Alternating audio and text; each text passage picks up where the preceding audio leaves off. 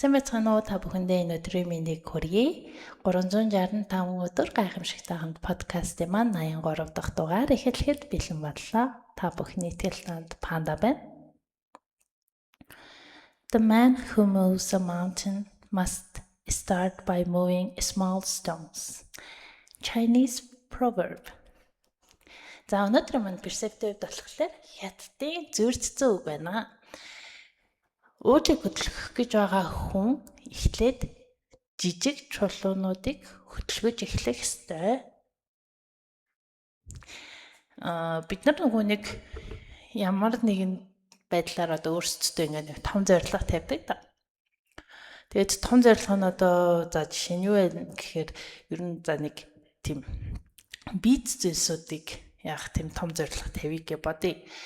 Байр авах, машин авах, гадаад руу аялах.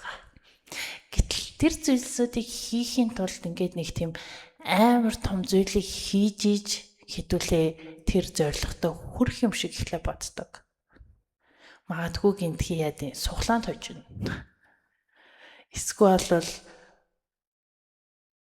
тэр нэг юм нэрээс суглаанд хожно гэдгээс нөгөө интернетээр ялангуяа Facebook, сошиал орчинд явж байгаа ингээд та тийм азтан боллоо, ийм азтан боллоо гэдэг маань өөрөө ер нь бол залилан байдгийг шүү гэдгийг зүгээр товчхон анхааруулад хэлээ. Нөгөө нэг юу гэмдээ нэг тийм зүудэнч баймааргүй гоё яриануд байх юм бол ер нь л нэг юм бодох хэрэгтэй шүү. За тэгээд хүн тэгэхээр яадаг гэхээр амар тийм том зүйлсийг бүтээхийн тулд томоос эхлэх хэрэгтэй гэж боддог. Гэтэл яг үнэндээ тэр бид нарын хүрэх гээд байгаа зорилгот юу чухал байна вэ гэхээр одоо нөгөө тууштай байдал. Байнгын ингээд өдөр болгон 1 2 гэд хийгээд байх хийх ёстой ч юм уу. Эсвэл бол сар болгоны одоо нөгөө бид нарын цуглуул хоримтлал гэдэг ч юм уу те. Тийм зүйлсээс ингээд жижиг зүйлсээс эхэлж иж тэр маань ингээд одоо суур болж өгснөөр хідүүлээ ингээд зорилготой ингээд багаар хүрдэг. За өөр нэг зорилго гэж жишээ аваад үзэх юм бол гадаад хэл сурах байдаг. За гадаад хэлийг бид нэр ингээд нэг юу гэдэг сурахын тулд эхлээд нөө суур сайн байх хэрэгтэй гэж ярьдаг штэ. Гэтэл тэр суурийг яаж тавьдаг вэ гэхээр ууггүй нэг зүйлээ олон удаад автчихж тавьдаг. Би анх Японд сурж байхдаа болохоор нөө 10 жилдээ жахтаа сурж байсан. Тэгээд манай багш яадаг байсан бэ гэхээр үсэг хан зэд нарыг ингээ анх зааж байхдаа бүтэн нөгөө нэг дэвтрийн нэг нүр заавал бичүүлдэг байсан. Нэр өдөрт за 7 хоногт за манай хичээлч 2 юм уу 3 удаа орно.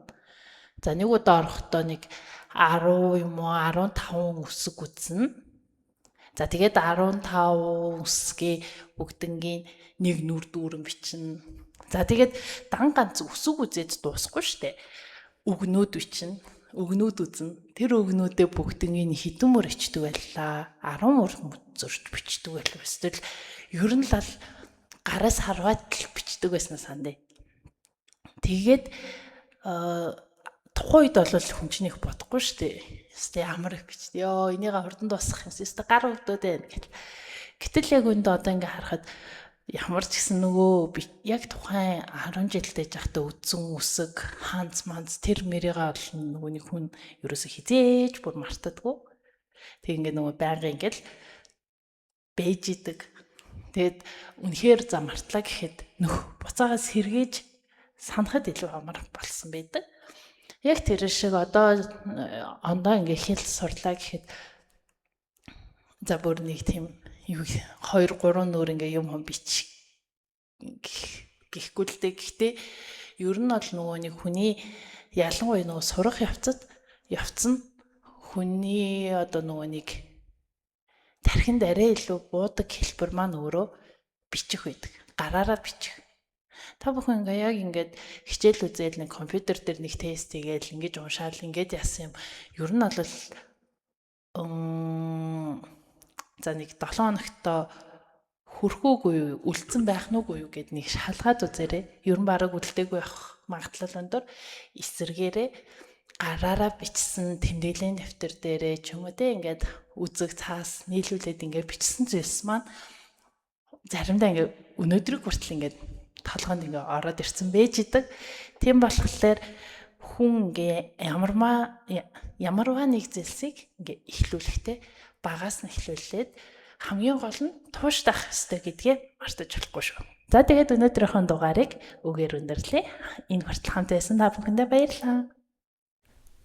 365 хоногийн турш чамтай хамт байх чиний итгэл таамт Панда.